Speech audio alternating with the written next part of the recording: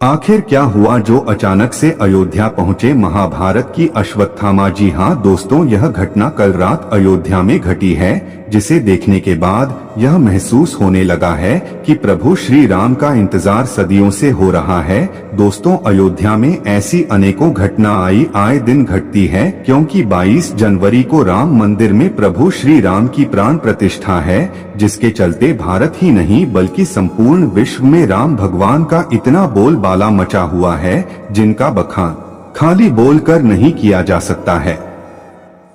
दोस्तों, अयोध्या में ऐसी घटनाएं देखी जा रही है, जिन्हें देखकर ऐसा लग रहा है कि मानो मानव ही नहीं बल्कि यह संपूर्ण सृष्टि, संपूर्ण प्रकृति भी प्रभु श्री राम के आगमन से बहुत प्रसन्न है। जिसमें सर्वप्रथम गिद्धों के झुंड की घटना हम सभी के सामने आई, जिन्हें जटायु का रूप बताया गया। उसके बाद भालू के झुंड की घटना देखी गई, जिन्हें जामवंत जी का रूप बताया गया। दोस्तों, ऐसे ही अनेक घटनाएं अयोध्या में आए दिन हो रही है, जिसमें अब जो घटना देखी गई उसे देखने के बाद सभी के मन में एक ही ख्याल आ रहा है कि आखिर यह असंभव कैसे हो सकता है। तो आपकी जानकारी के लिए बता दें कि कल रात जो अयोध्या में हुआ वह किसी चमत्कार से काम नहीं था, क्योंकि चारों तरफ यह हड़कंप था कि महाभारत के अश्वत्थामा, जिन्हें द्रोणाचार्य पुत्र अश्वत्थामा भी कहा जाता है, आप प्रभु श्री राम के दर्शन के लिए अयोध्या में पहुंच चुके हैं,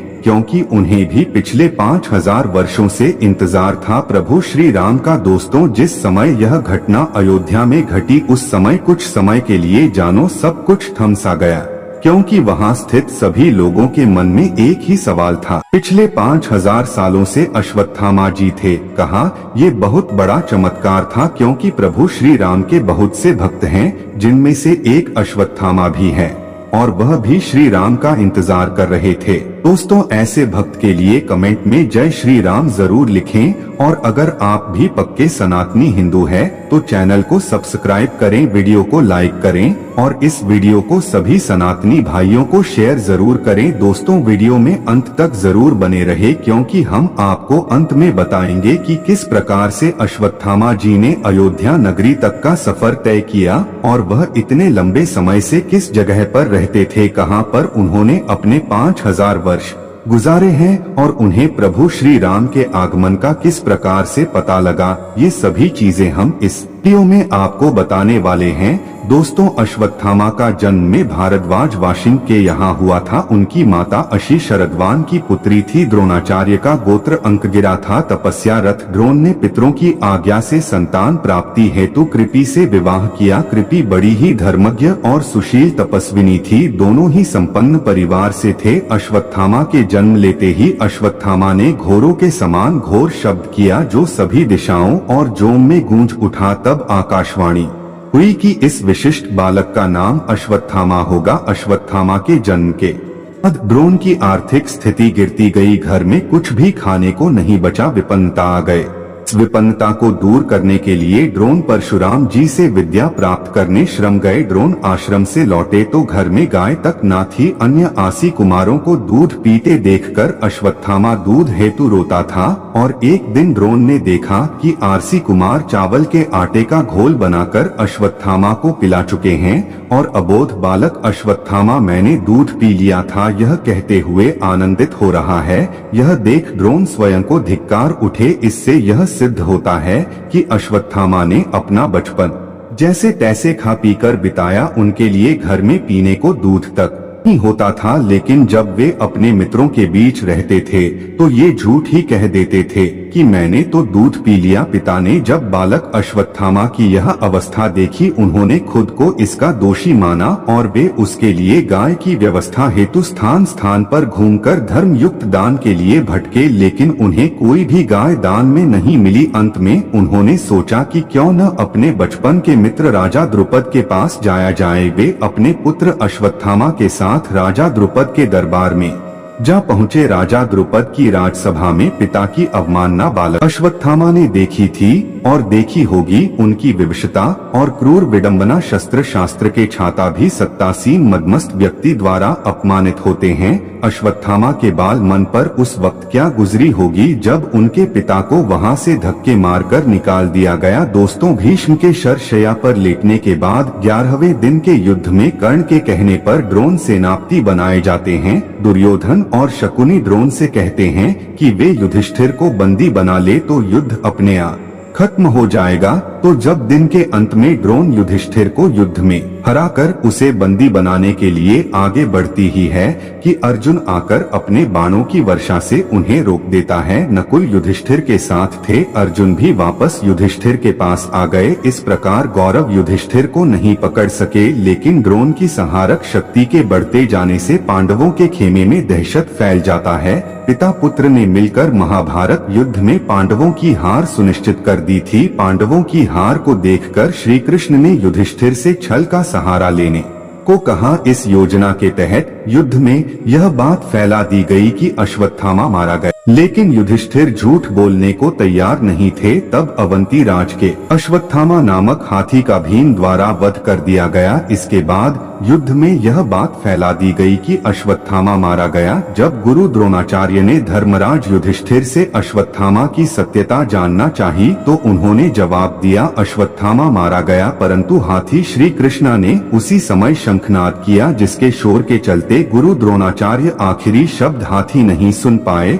और उन्होंने समझा कि मेरा पुत्र मारा गया। यह सुनकर उन्होंने शस्त्र त्याग दिए और युद्ध भूमि में आंखें बंद कर शोक में डूब गए। यही मौका था जबकि द्रोणाचार्य निहत्था जानकर द्रौपदी के भाई धृष्टद्युम्न ने तलवार से उनका सिर काट डाला है। यह समाचार अश्वत्थामा के लिए भयंकर रूप से दुखद था। पिता की छलपूर्वक हत्या के बाद अश्वत्थामा युद्ध के सभी नियमों को तोड़कर ताक में रख देता है। 18वें दिन कौरवों के 3 योद्धा शेष बचते हैं, अश्वत्थामा, कृपाचार्य और कृतवर्मा। किसी दिन अश्वत्थामा द्वारा पांडवों के वध की प्रतिज्ञा ली गई, लेकिन समझ में नहीं आता कि कैसे पांडवों को माना जाए। एक उल्लू द्वारा रात्रि को कौवे पर आक्रमण करने पर एक उल्लू उन सभी को मार देता है। यह घटना देखकर अश्वत्थामा के मन में भी यही विचार आता है और वह घोर काल में कृपाचार्य तथा कृतवर्मा की सहायता से पांडवों के शिविर में पहुंचकर सोते हुए पांडवों के 5 पुत्रों को पांडव समझकर उनका सिर काट देता है। इस घटना से धृष्टद्युम्न जाग जाता है तो अश्वत्थामा उसका भी वध कर देता है।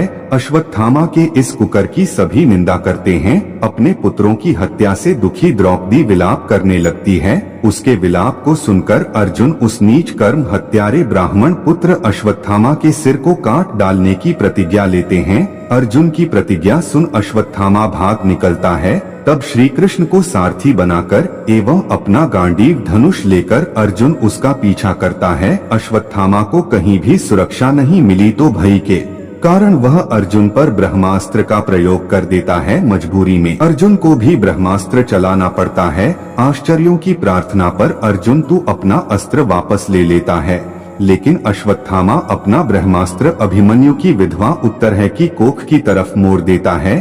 कृष्ण अपनी शक्ति से उत्तरा को बचा लेते हैं। अंत में श्री कृष्ण बोलते हैं, हे अर्जुन, उसने धर्म के विरुद्ध आचरण किया है, सोए हुए निरपराध बालकों की हत्या की है, रहेगा तो पुनः पाप करेगा। आथ तत्काल इसका वध करके और इसका कटा हुआ सिर द्रौपदी के सामने रखकर अपनी प्रतिज्ञा पूरी करो। श्री कृष्णा के इन वचनों को सुनने के बाद भी अर्जुन को अपनी गुरुपुत्र पर दया आ गई और उन्होंने अश्वत्थामा को जीवित ही शिविर में ले जाकर द्रौपदी के समक्ष खड़ा कर दिया। पशु की तरह बंधे हुए गुरुपुत्र को देखकर द्रौपदी ने कहा कि हे आर्यपुत्र, ये गुरुपुत्र तथा ब्राह्मण हैं। ब्राह्मण सदा पूजनीय होता है और उसकी हत्या करना पाप है। आपने इनके पिता से इन अपूर्व शास्त्रों का ज्ञान प्राप्त। पुत्र के रूप में आचार्य द्रोण ही आपके सम्मुख बंदी रूप में खड़े हैं। इनका वध करने से इनकी माता कृपि भी मेरी तरह ही कातर होकर पुत्र शोक में विलाप करेगी। पुत्र से विशेष मोह होने के कारण ही वह द्रोणाचार्य के साथ सती नहीं हुई। कृपि की आत्मा निरंतर मुझे कोसेगी। इनके मरने से मेरे मृत पुत्र लौटकर तो नहीं आ सकते। आथा आप इन्हें मुक्त कर थी द्रौपदी के धर्म में युक्त वचनों को सुनकर सभी ने उसकी प्रशंसा की। इस पर श्री कृष्ण ने कहा, हे अर्जुन, शास्त्रों के अनुसार पतित ब्राह्मण का वध करना या दंड देना भी पाप है, अतः तुम वही करो जो उचित है। उनकी बात को समझकर अर्जुन ने अपनी तलवार से अश्वत्थामा के सिर के बाल काट डाले और उसके मस्तक की मणि निकाल ली। मणि निकल जाने से वह श्रीहीन हो गया। बाद में श्री कृष्ण ने अश्वत्थामा को 6000 साल तक में भटकले का शाप दिया। अंत में अर्जुन ने उसे उसी अपमानित अवस्था में शिविर से बाहर निकाल दिया। अश्वत्थामा द्रोणाचार्य के पुत्र थे। द्रोणाचार्य ने शिव को अपनी तपस्या से प्रसन्न करके उन्हीं के अंश से अश्वत्थामा नामक पुत्र को प्राप्त किया था। अश्वत्थामा के पास शिव जी के द्वारा दी गई कई शक्तियां थी। वे स्वयं शिव का अंश थे। जन्म से ही अश्वत्थामा के मस्तक में एक अमूल्य मणि विद्यमान था, जो कि उसे दैत्य दानव शस्त्र व्याधि देवता नाग आदि से निभय रखती थी। इस मणि के कारण उस पर किसी भी अस्त्र शस्त्र का असर नहीं हो पाता था। शिव महापुराण के अनुसार अश्वत्थामा आज भी जीवित हैं और वे गंगा के किनारे निवास करते हैं, किंतु उनका निवास कहाँ है यह नहीं बताया गया है। मित्रों, ऐसे ही तमाम भक्ति जो प्रभु श्री राम की वर्षों से प्रतीक्षा कर रहे हैं, अब आने वाली 22 जनवरी को उन सभी भक्तों का इंतजार समाप्त हो रहा है, क्योंकि 22 जनवरी को राम फिर से अयोध्या आ रहे हैं। तो दोस्तों, आप भी अपने परिवार, अपने साथियों के साथ राम दिवाली जरूर मनाएं। इसी के साथ धन्यवाद मित्रों। उम्मीद करते हैं मित्रों हमारे द्वारा दी गई जानकारी आपको पसंद आई हो तो वीडियो को लाइक, शेयर और चैनल को सब्सक्राइब जरूर कर। जय श्री राम, जय बजरंगबली, हर हर महादेव।